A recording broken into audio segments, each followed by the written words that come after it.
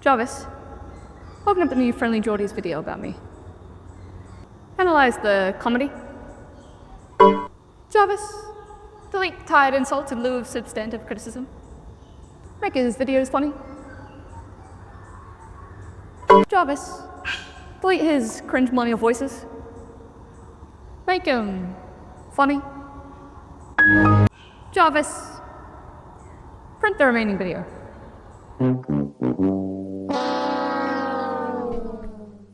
There comes a point in every political pundit's career when someone takes a pot shot at you, and every political pundit hopes and prays that it isn't Friendly Jordies taking aim.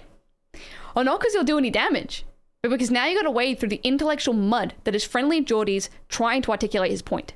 Okay, to bring you all up to speed, Friendly Jordies claims Labor in the real world is like, okay, well, we can't get rid of negative gearing in tax cuts. We tried in 2 elections. So I checked the Labor postmortem report, which actually lists the 3 main reasons for failure as weak strategy, poor adaptability, and an unpopular leader.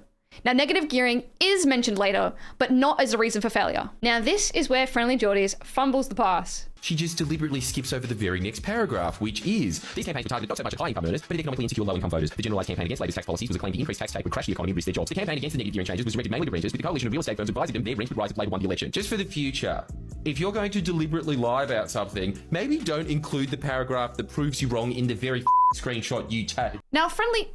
Can I call you Friendly? What an idiot. Must state your atrophied brain. Aggressively stupid. Honest mouth breather. Woman. That's Here. how you are. Dead-eyed anemic. Jordan, I did skip that paragraph because the paragraph is summed up here, and you cut the part out where I read that. What an idiot. Negative gearing wasn't the problem. Labor's failure to address the misinformation was. Now, I know Jordan couldn't wrap his head around this, so here's an analogy with enough silly voices to help him out. Imagine, a school board proposes replacing cafeteria junk food with healthy options, which the parents would prefer for their kids.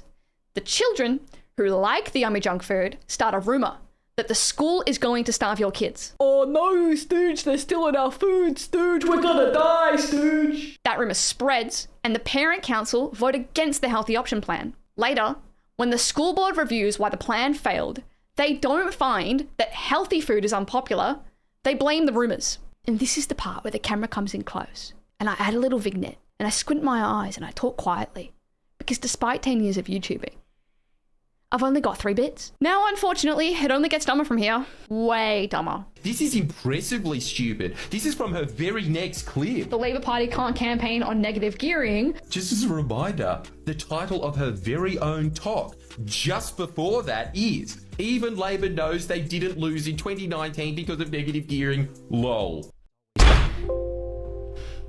What a fucking liar, dude. What a weaselly fucking liar, dude.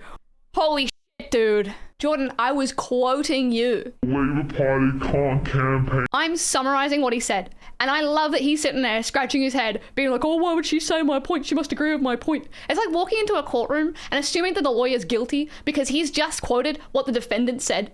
And I know the Friendly Jordies knows about court cases. I helped pay for his. And now to somehow the dumbest point of them all. The author of such OG intellectual bangers as... To get a vote through the Senate, you have to get 39 votes. Labour are expected to win somewhere between 27 and 31 seats. Greens are expected to win 11 seats. Labour can't do it all on their own though. They're going to need someone to team up with them to pass a bill through the Senate. The Greens hold a lot of amendment power and negotiation power for getting certain things through the Parliament. Gee, for such a free thinker as Mollusk Woman here, that sounds awfully familiar. I wonder where she got this extremely unique insight from. The Greens are to be a powerful force in the next Parliament as part of a strong progressive crossbench and holding the balance of power in the Senate, pushing for more action on the climate, housing and cost of living crisis.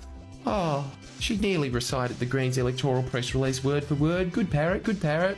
Jordan, the Greens don't decide the rules of the Senate. What if there's no Greens in the Senate? Is requiring a Senate majority still Greens dogma?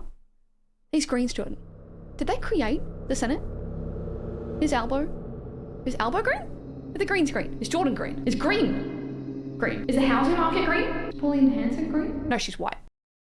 Well, as much as I do love the Labour political party, they're botching it on negative gearing. But don't take it from me, take it from this guy. What I've already stated in this video here, which is that Labor's own review of the 2019 election, they don't exactly blame the proposed reforms to negative gearing for the loss. Instead, the silver bullet goes to the smear campaign. Jordan knows negative gearing didn't cost Labour the election, so why does he go on to say We can't get rid of negative gearing in tax cuts. We tried in 2 elections. Do you know what he does?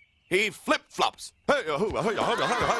My take? He understands that pushing back against a scare campaign is hard, but he'd rather secure a comfortable majority than risk even a slim one to pursue real reform. But let me be clear here. Negative gearing alongside the capital gains tax discount is one of the most widely recognised reasons everyday Australians are locked out of home ownership. And in an election where the housing crisis was one of the top 3 voter concerns, we've got Peter Credlin for the ALP here telling people not to expect Labor to touch negative gearing, then chucking a hissy when voters consider preferencing anyone else. Labor's just won a massive majority and everyone agrees they're probably going to be in for an easy 6 years. So if the expectation isn't to tee up doing something about negative gearing in 2028, then I can't see when it's ever going to be done. Hey guys, thanks for watching. And don't forget...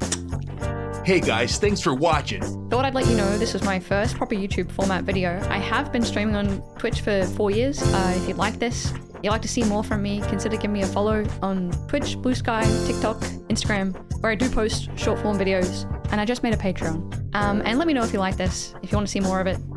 Thanks, bye.